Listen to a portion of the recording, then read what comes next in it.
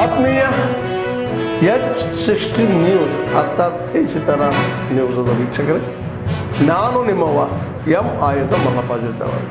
ತಾವು ಈಗ ಸುದ್ದಿಗಳ ಲೋಕಕ್ಕೆ ಎಂಟ್ರಿ ಹೊಡಿತಾ ಇದ್ದೀರಿ.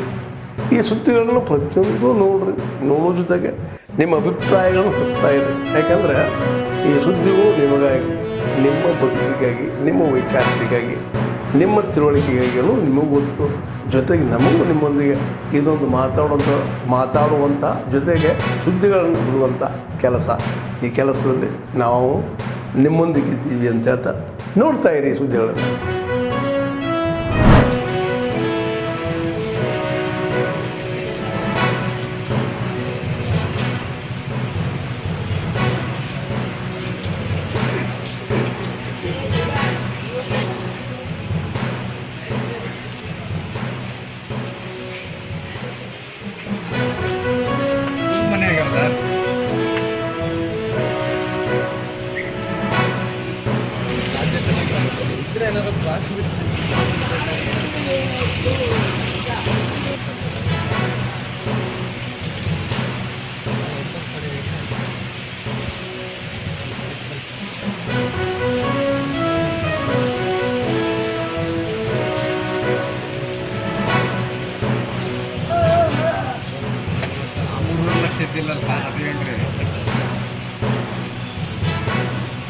ಈಗ ಅಂದ್ರೆ 3 ಅವಾಗ ನಮಗೆ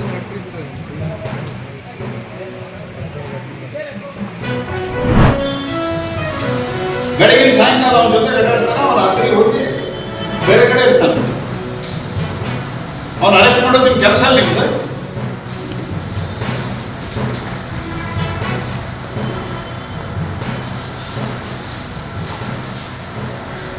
ಸರ್ಕಾರ ಒಂದು ಕಾಮನ್ ಸೆನ್ಸು ಮತ್ತು ವೋಟ್ ಬ್ಯಾಂಕ್ ಪಾಲಿಟಿಕ್ಸ್ ಕೆಲವರು ನಿಂತರ ಏನಾಗುತ್ತೆ ಅನ್ನೋದಕ್ಕೆ ಇದು ಉದಾಹರಣೆ ಇದೆ.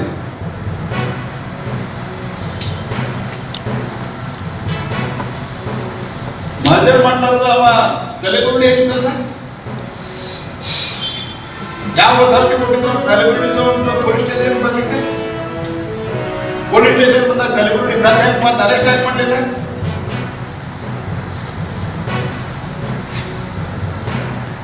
ಅವ ಹುಗ್ಗದ ಅಲ್ಲ, ಐದು ಅದಾವ.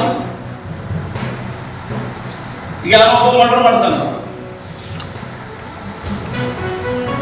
ಆ ಮರ್ಡರ್ ಮಾಡಿ ಹೇಳ್ತಾನ, ಮರ್ಡರ್ ಮಾಡಿದ್ವಿ ಮುಗಿದ್ ಕೊಡು ಅಂತ ಹೇಳಿ. ಮುಗಿದ ಅಪರಾಧ ಅಲ್ಲ, ಅವ್ನ ಡೆತ್ ಸರ್ಟಿಫಿಕೇಟ್ ಬೇಡ. ಇಲ್ಲಿ ಅವ್ರ ಇದದ ಯಾವುದು ನಾವು ಫಸ್ಟ್ ಲೈಫ್ ಸ್ಟೈಲ್ ಚೇಂಜ್ ಮಾಡ್ಬೇಕಲ್ಲ. ಲೈಫ್ ಸ್ಟೈಲ್ ಚೇಂಜ್ ಅಂದ್ರೆ ಏನು? ನಮ್ಮ ಆಹಾರ ಪದ್ಧತಿ,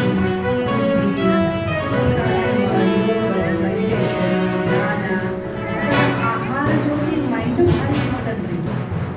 ನಾವು ಪೇಷಂಟ್ ನೋಡ್ತೀವಿ ಚಂದ ಆಹಾರ ತಗೋತಾರೆ, ಖರೆ ಇನ್ನೆಲ್ಲ ಸ್ಟ್ರೆಸ್ ಟೆನ್ಷನ್ದಾಗು ಭಾಳ ಅದ. ಸೊ ಅದ್ರ ಜೊತೆ ನಮ್ಮ ಆಹಾರ ಜೊತೆ ಸ್ವಲ್ಪ ಯೋಗ, ಪ್ರಾಣಾಯಾಮ, ಧ್ಯಾನ ಇವು ಬೇಕು. ಆಹಾರ ಮೆಡಿಸಿನ್ ಮೇಲೆ ಎಷ್ಟು 25 ವರ್ಷ ಒಂದು ಆರ್ಥೋಪೆಡಿಕ್ ಹಾಸ್ಪಿಟಲ್ ಡಾಕ್ಟರ್ ಮೇಡಂಜಿ, ಡಾಕ್ಟರ್ ತಾರಾಮಂಜಿ ಅವ್ರ ಆರ್ಥೋಪೆಡಿಕ್ಸ್ ಅವರಿಂದ ಕೆಲಸ ಮಾಡ್ತಿದ್ವಿ. ಈಗ ಟೀಮೇಟ್ ಆ್ಯಕ್ಚುಲಿ. ಈಗ ಡಾಕ್ಟರ್ ರಾಜೇಶ್ವರಿ ನವರೂರು ಅವ್ರ ಆಯುರ್ವೇದಿಕ್, ಚಿನ್ಮಯಿ ಮೇಡಂಜಿ ಅವರ ಐ ಸರ್ಜರಿ, ನಮ್ಮ ಫಿಸಿಯೋಥೆರಪಿಸ್ಟ್, ಇನ್ನೊಂದು ಅದಾರ ಯೋಗ ಥೆರಪಿಸ್ಟ್ ಇದ್ದಾರೆ, ನ್ಯೂಟ್ರಿಷನಿಸ್ಟ್ ಇದ್ದಾರೆ. ಎಲ್ಲರೂ ಕೂಡಿದ್ರು ಕೆಲಸ ಮಾಡ್ತೀವಿ. ಈಗ ಮಾಡೋದ್ರ ಉದ್ದೇಶ ಅಂದರೆ ನಾನು ಪೇಷಂಟ್ ಮೆಡಿಸಿನ್ ಒಳಗಿಂದ ಹೊರ ತಗೋದು. ಈಗ ನಾವು ನೋಡ್ತೀವಿ ಮನೆ ಭಾಳ ಬಿ ಪಿ ಶುಗರ್ ಮನ್ಯಾಗ ಬಂದು ಶುಗರ್ ಪೇಷಂಟ್ ಇದೆ ಅಂತ. ಈಗ ಮನೆ ಕೆಲಸ ಹೋಗಿದ್ವಿ. ಒಂದು ಏನೈತೆ ಅವರ ಮೈಂಡ್ದಾಗ ಒಂದ್ಸರಿ ಬಿ ಪಿ ಆದ್ರೆ ನಾವು ಆಯುಷ್ ಗುಳಿ ತಗೋಬೇಕು, ಒಂದ್ಸರಿ ಬಿ ಪಿ ಶುಗರ್ ಆದ್ರೆ ನಾವು ಆಯುಷ್ ಶುಗರ್ ಗುಳಿ ತಗೋಬೇಕು. ಹಾಗೆ ಇರೋದಿಲ್ಲ. ಇದು ನಾವು ಸ್ವಲ್ಪ ಲೈಫ್ ಸ್ಟೈಲ್ ಚೇಂಜ್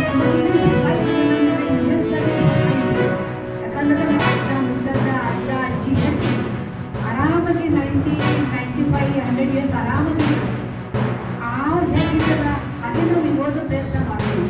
ಇದ್ರ ಮಜಾದೇನಿಲ್ಲ. ಮತ್ತು ನಮ್ಗೆ ಈಗ ವಿಷಯ ನಮ್ಮ ಇಂಡಿಯನ್ಸಾದ್ರೆ ಭಾಳ ಕಾಮನ್ ಐತಿ. ಈಗ ನೋಡ್ಬೇಕಾದ್ರೆ ಪಾಶ್ಚಾತ್ಯ ಸಂಸ್ಕೃತಿ ಮತ್ತು ನಮ್ಮ ಇಂಡಿಯಾದಾಗ ಭಾರತ ದೇಶದಾಗ ಅಂದ್ರೆ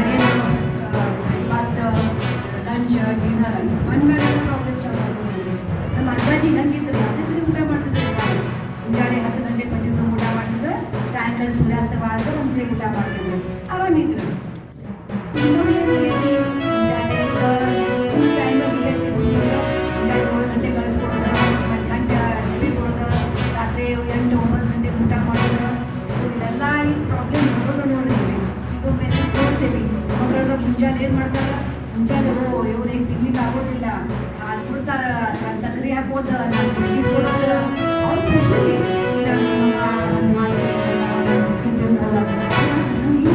ಅದು ಬಟ್ ವಿಷಾರಿನೂ ಕೊಡತ್ತೀವಿ ಏನ್ರಿ ಹಾಲ ಸರಿ ಇರೋದಿಲ್ಲ. ಆ್ಯಕ್ಚುಲಿ ಹಾಲು ಕುಡಿಬೇಕಂದ್ರೆ ಇಂಥ ಹಾಲು ಕುಡಿಬೇಕು. ಆಕಳ ಅಂದ್ರೆ ಅದು ಜವಾರಿನ ಆಕಳ ಬೇಕು. ಮತ್ತು ಆದಾಗ ಎಲ್ಲ ಕಡೆ ಅಡ್ಡಾಡ್ಕೋತಿರ್ಬೇಕು. ಕತ್ತಿ ಹಾಕಬಾರ್ದು, ಹಾಕಿದ್ರೆ ಏನು ಹಾಕಕ್ಕೆ ಬರ್ತದೆ ಹಾಗೆ ಏನು ಎಲ್ಲ ಸದ್ಯ ಪೆಡಾಟ್ರಿಷನಿಗೆ ಹಾಲು ಒಂದು ಬಹಳ ಸಂತೋಷ ಅಂತಂದರೆ ಫಾರ್ ದ ಫಸ್ಟ್ ಟೈಮ್ ನನಗನ್ಸೋದು ಎರಡೂ ಪಕ್ಷಗಳು ಸಮಾನವಾಗಿ ಆಲೋಚನೆ ಮಾಡಿವೆ ಅಂತ. ಯಾಕೆ ಇದನ್ನು ಹೇಳ್ತಿದ್ದೀನಿ ಅಂತಂದರೆ, ಸಹಜವಾಗಿ ಭಾಜಪ ಯಾವತ್ತೂ ಹಿಂದುತ್ವದ ವಿಚಾರವಾಗಿ ಮಾತನಾಡ್ತಾ ಇರುವಂಥ ಪಕ್ಷ. ಅವರು ಇಲ್ಲಿ ಅನ್ಯಾಯ ನಡೀತಿದೆ ಅಂತ ಹೇಳೋದು ಸಹಜ. ಆದರೆ ಯಾರು DCM ಆಗಿದ್ದಾರೋ DK ಶಿವಕುಮಾರ್ ಅವರು ಪ್ರತ್ಯಕ್ಷವಾಗಿ ಹೇಳಿಬಿಟ್ರು, ಇಲ್ಲೊಂದು ಭಯಾನಕವಾದ ಷಡ್ಯಂತ್ರ ಇದೆ, ಅದು ನನಗೆ ಗೊತ್ತಿದೆ, ನಾನು ಅದನ್ನು ಹೊರಗೆ ಹಾಕ್ತೀನಿ ಸಮಯದಲ್ಲಿ ಅಂತವ್ರು ಇತ್ತೀಚೆಗೆ ಕೊಟ್ಟಿರುವಂಥ ಹೇಳಿಕೆ ನೋಡಿದಾಗ ಇದರ ಹಿಂದೆ ಇರುವಂಥ ಷಡ್ಯಂತ್ರವನ್ನು ಬಯಲಿಗೆಳಿಬೇಕಾದಂಥ ಅಗತ್ಯ ಇದೆ ಅಂತ.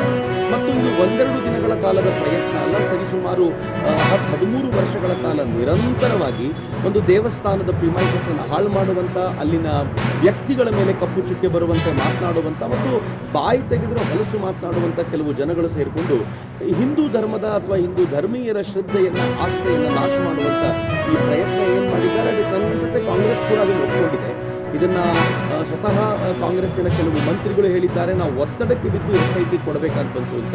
ಯಾರ ಒತ್ತಡಕ್ಕೆ ಸರ್ಕಾರ? ಸಿದ್ದರಾಮಯ್ಯವರು ತುಂಬ ಸ್ಪಷ್ಟವಾಗಿ ಹೇಳಿದರು, ಯಾರ ಒತ್ತಡಕ್ಕೂ ನಾವು ಒಳಗಾಗೋದಿಲ್ಲ. ಹಾಗಿದ್ಮೇಲೆ ಒತ್ತಡ ಯಾರದ್ದಿತ್ತು ಅವ್ರದ್ದು ಅನ್ನೋದು ಕೂಡ ಈಗ ಸಿದ್ದರಾಮಯ್ಯವರು ಉತ್ತರಿಸಬೇಕು. ಇನ್ನು ಎರಡನೇದು, ಸ್ವತಃ DCM ಹೇಳಿರೋದ್ರಿಂದ ಇದರ ಹಿಂದೆ ಷಡ್ಯಂತ್ರ ಇದೆ ಅಂತ ನನಗನ್ಸುತ್ತೆ. ಇಷ್ಟು ಗುಂಡಿಗಳನ್ನು ತೆಗೆದು ಅದೇನು ಸಿಗದೆ ಹೋದಾಗ, ಬರೀ ಗುಂಡಿಗಳನ್ನು ತೆಗೆದಿದ್ದಷ್ಟೇ ಅಲ್ಲ, ಅದಕ್ಕೆ ಗ್ರೌಂಡ್ ಬ್ರೇಕಿಂಗ್ ಟೆಕ್ನಾಲಜಿನೆಲ್ಲ ತೆಗೆದುಕೊಂಡು ಬಂದು ಅದನ್ನು ಕೂಡ ಪ್ರಯತ್ನ ಮಾಡಿ ನೋಡಿದಾಗಲೂ ಕೂಡ ಏನೂ ಸಿಗದೆ ಹೋಗಿರೋದ್ರಿಂದ ಈ ಥರದ ಆರೋಪಗಳನ್ನು ಮಾಡಿದವರನ್ನ ವಿಚಾರಣೆಗೊಳಪಡಿಸಬೇಕು ಮತ್ತು ಇಷ್ಟೂ ದಿನಗಳಿಂದ ಇದರ ಹಿಂದೆ ಇದ್ದಂಥ ಎಲ್ಲದರ ತನಿಖೆ ಆಗಬೇಕು ಅಂತ ನಾನು ಈ ಸಂದರ್ಭದಲ್ಲಿ ಆಗ್ರಹಿಸ್ತೀನಿ.